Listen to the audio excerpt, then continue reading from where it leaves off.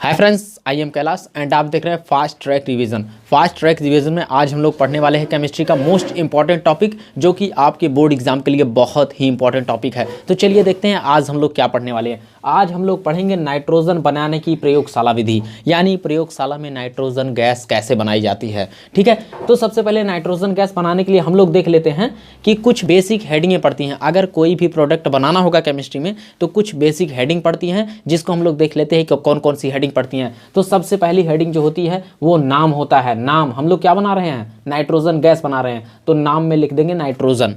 ठीक है, फिर इसके बाद दूसरी हेडिंग पड़ती है अणुसूत्र। अणुसूत्र नाइट्रोजन का क्या होता है? N2 होता है। और तीसरी हेडिंग क्या पड़ती है? बनाने की विधि, यानी नाइट्रोजन को हम लोग कैसे बनाएंगे। तो बनाने की विधि में सबसे पहले चित्र बनता है, फिर चित्र के बारे में हम लोग एक्सप्लेन कर देते हैं हिंदी में लिखकर। ठीक है, तो सबसे पहले चित्र में देखते हैं कि क्या होता है। सबसे पहले एक गोलपेदी के फ्लास्क में सोडियम नाइट्रेट और अमोनियम क्लोराइड लेकर उसे लोहे की जाली पर रखकर बर्नर की सहायता से गर्म करते हैं। ठीक है, जैसे हम बोल रहे हैं सेम आपको वैसे लिखना भी है, केवल ऐसे चित्र बना के नहीं छोड़ देना बोर्ड एग्जाम में। अगर अच्छे नंबर चाहिए तो उसे वैसे लिखना भी पड़ेगा। क्या लिखेंगे? सबसे पहले कि सर्वप्रथम हम लोग सोडियम नाइट्रेट और अमोनियम क्लोराइड को लेकर एक गोलपेदी के फ्लास्क में ले लेते हैं और उसे लोहे की जाली पर रखकर बर्नर की सहायता से गर्म करते हैं। जब हम लोग सोडियम नाइट्रेट और अमोनियम क्लोराइड को गोलपेदी के फ्लास्क में लेकर लोहे की जाली पर रखकर बर्नर की सहायता से गर्म करते हैं, तो जो नीचे रिएक्शन लिखा हुआ है ये रिएक्शन होता है। यानी क्या होता है, चलिए देख लेते हैं कि सोडियम नाइट्रेट और अमोनियम क्लोराइड रिएक्शन कैसे करते हैं। ठीक है, तो सोडियम नाइट्रेट को अमोनियम क्लोराइड के साथ रिएक्शन जब करवाते हैं तो जो अमोनियम क्लोराइड का क्लोराइड आयन होता है वह आके सोडियम नाइट्रेट के सोडियम से जुड़ जाता है। यानी सोडियम क्लोरीन के साथ जुड़कर क्या बना लेगा? सोडियम क्लोराइड बना लेगा। और अमोनियम आयन नाइट्रेट आयन के साथ जुड़कर क्या बना लेगा? अमोनियम नाइट्रेट बना लेगा। ठीक है, यानी यहां से हमें क्या प्राप्त होगा?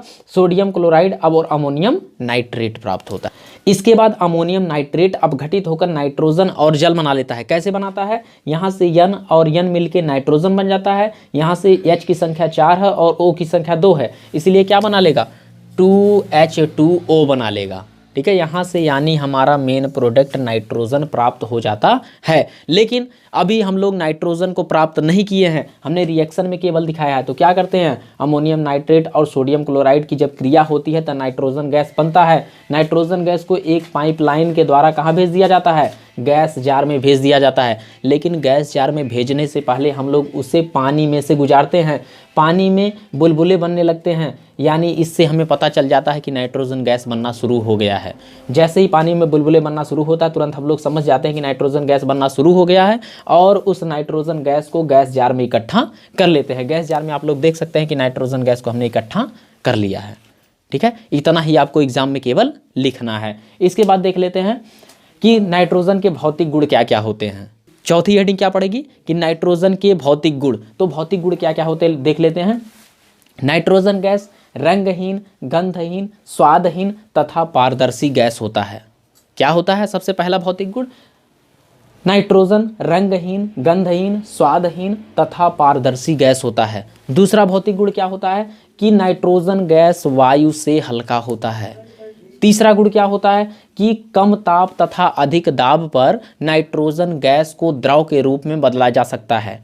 क्या होता है तीसरा गुण? कि कम ताप तथा अधिक दाब पर नाइट्रोजन गैस को द्रव के रूप में बदला जा सकता है। और चौथा भौतिक गुण क्या होता है कि नाइट्रोजन गैस विषैला नहीं होता है।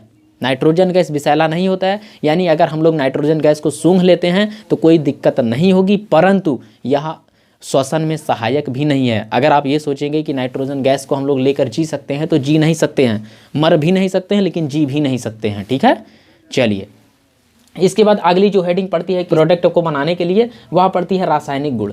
तो रासायनिक गुण में आपको 3 से 4 रासायनिक गुण लिखना है, जो कि हम बता दे रहे हैं कि नाइट्रोजन के रासायनिक गुण क्या क्या होते हैं। तो रासायनिक गुण में ज़्यादा कुछ नहीं लिखना है, केवल 3 से 4 गुणों को लिख देना है। ठीक है, पहला गुण होता है लिटमस पेपर का प्रभाव, यानी नाइट्रोजन गैस का लिटमस पेपर पर प्रभाव हम लोग देख लेते हैं। तो सबसे पहले हम आपको बता दें कि नाइट्रोजन गैस एक उदासीन गैस होता है, अर्थात नाइट्रोजन ना ही अम्ल होता है ना ही क्षार होता है। कहने का मतलब ये है कि जब नाइट्रोजन गैस को लिटमस पेपर पर डाला जाएगा तो तो लिटमस पेपर पर नाइट्रोजन गैस कोई प्रभाव नहीं डालता है। क्यों नहीं डालता है? क्योंकि नाइट्रोजन गैस एक उदासीन गैस है, क्योंकि नाइट्रोजन गैस ना ही अम्लीय है और ना ही क्षारीय है, इसलिए वह लिटमस पेपर पर कोई प्रभाव नहीं डालता है। ठीक है, चलिए अगला देख लेते हैं। रासायनिक गुण नंबर 2 क्या होता है कि जब कभी भी नाइट्रोजन गैस को धातु के साथ क्रिया करवाया जाता है तो धातु नाइट्राइड बनकर तैयार होता है। क्या होता है कि जब कभी भी नाइट्रोजन को किसी धातु के साथ क्रिया करवाते हैं तो धातु नाइट्राइड बनकर तैयार होता है। जैसे हम लोग यहाँ देख सकते हैं कि मैग्नीशियम को नाइट्रोजन के साथ जब क्रिया करवाते हैं तो क्या बनता है? मैग्नीशियम नाइट्राइड बनता है। क्या बनता है? Magnesium nitride. हमने Mg की संख्या 3 और N की संख्या 2 क्यों ली है? क्योंकि मैग्नीशियम पे 2 प्लस आयन होता है और नाइट्रोजन पे 3 प्लस आयन होता है। यानी आयनों को बराबर करने के लिए N को 2 से गुणा करोगे, 2 3 या 6 तब होगा, और मैग्नीशियम को कितने से गुणा करना पड़ेगा? 3 से, तब 3 दूना 6 होगा। इसलिए मैग्नीशियम की संख्या 3 ली है और नाइट्रोजन की संख्या 2 ली है, तब जाके बनेगा Mg3N2, जिसे हम लोग क्या बोलेंगे? Magnesium nitride. क्योंकि हम लोग जानते हैं कि नाइट्रोजन धातु से क्रिया करके धातु नाइट्राइड बनाता है। ये हो जाएगा दूसरा गुण। तीसरा रासायनिक गुण देख लेते हैं नाइट्रोजन का। क्या होता है? हाइड्रोजन के साथ क्रिया, यानी जब कभी भी नाइट्रोजन गैस हाइड्रोजन के साथ क्रिया करता है तो क्या बनाता है? अमोनिया बनाता है। अमोनिया का अणुसूत्र होता है NH3, जिसे हम लोग हैबर विधि द्वारा अमोनिया के निर्माण में भी प्रयोग करेंगे। हैबर विधि द्वारा अमोनिया का निर्माण क्या होता है? जब कभी भी नाइट्रोजन हाइड्रोजन से क्रिया करता है तो अमोनिया बनकर तैयार होता है।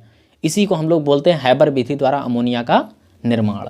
ठीक है, चलिए ऐसे ही चौथा गुण देख लेते हैं। जब कभी भी नाइट्रोजन ऑक्सीजन से क्रिया करता है तो नाइट्रिक ऑक्साइड बनाता है, यानी N2 + O2 क्या बन जाएगा? 2NO। 2NO को हम लोग कहते हैं नाइट्रिक ऑक्साइड।